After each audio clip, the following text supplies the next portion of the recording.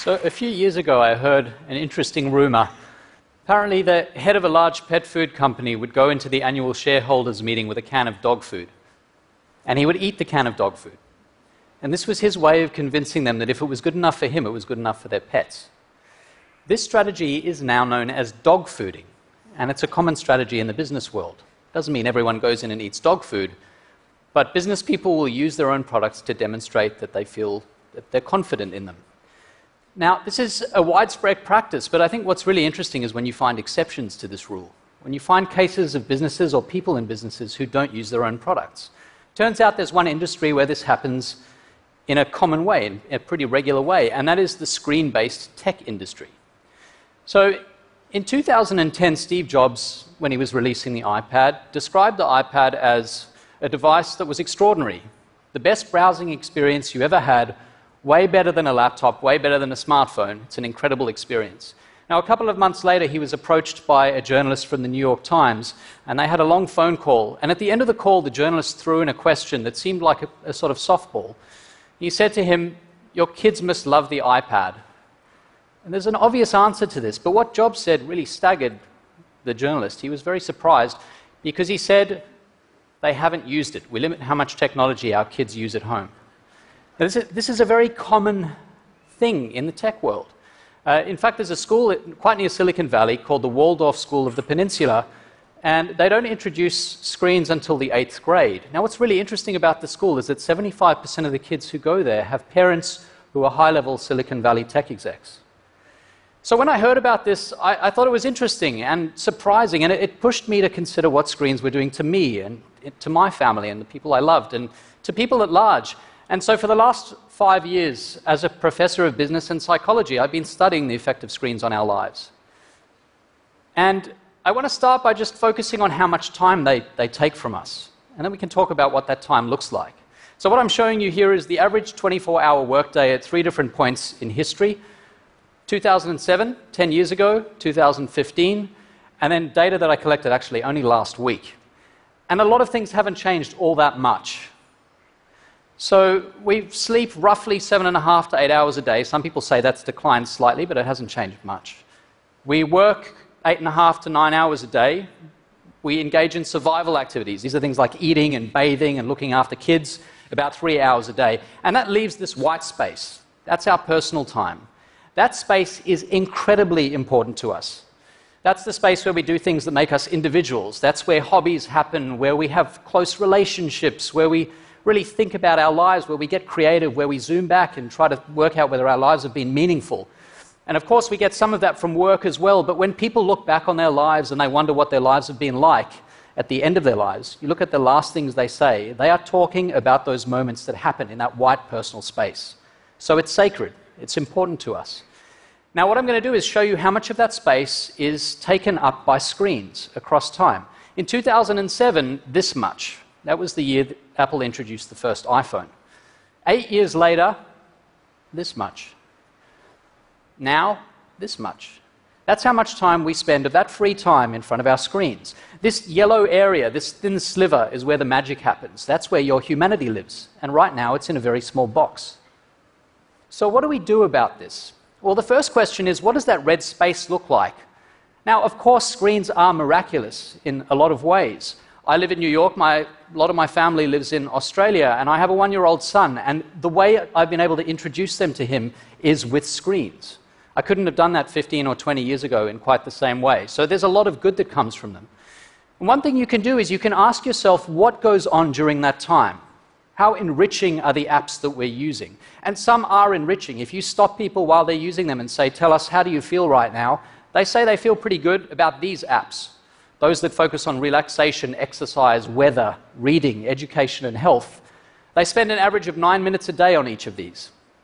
These apps make them much less happy.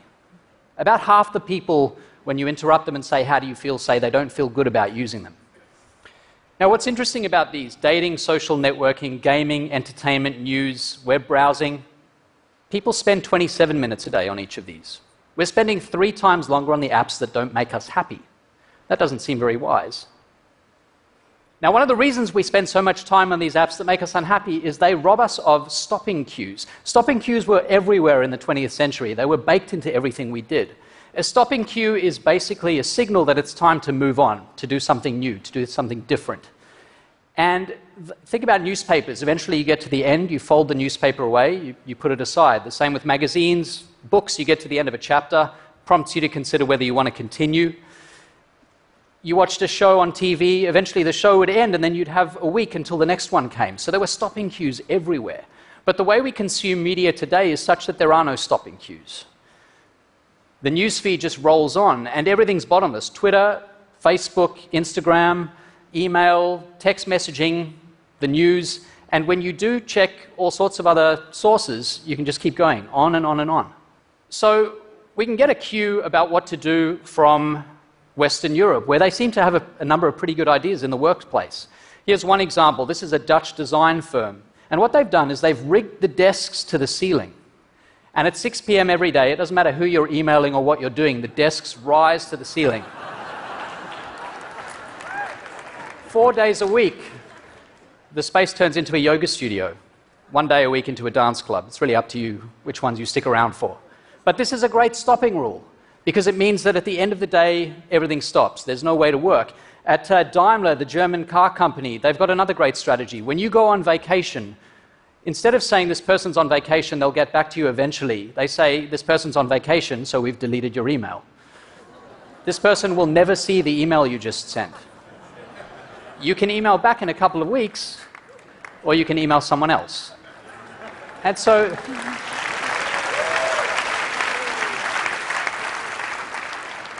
you can imagine what that's like. You go on vacation and you're actually on vacation. The people who work at this company feel that they actually get a break from work.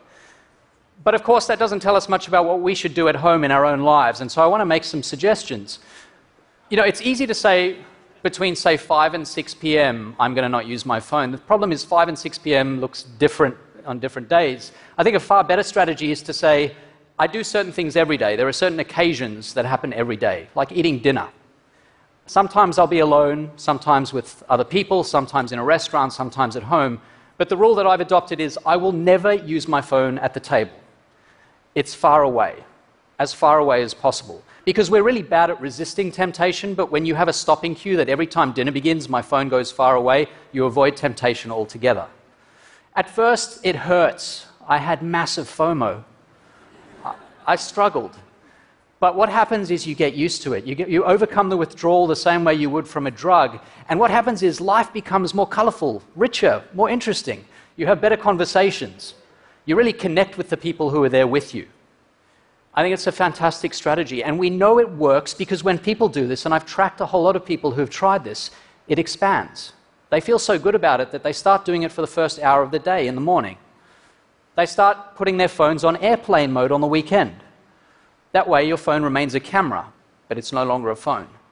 It's a really powerful idea, and we know people feel much better about their lives when they do this. So what's the take-home here? You know, screens are miraculous. I've already said that, and I feel that it's true. But the way we use them is a lot like driving down a really fast, long road. And you're in a car where the accelerator is mashed to the floor. It's kind of hard to reach the brake pedal, and you've got a choice. You can either glide by past, say, the beautiful ocean scenes and take snaps out the window, and that's the easy thing to do.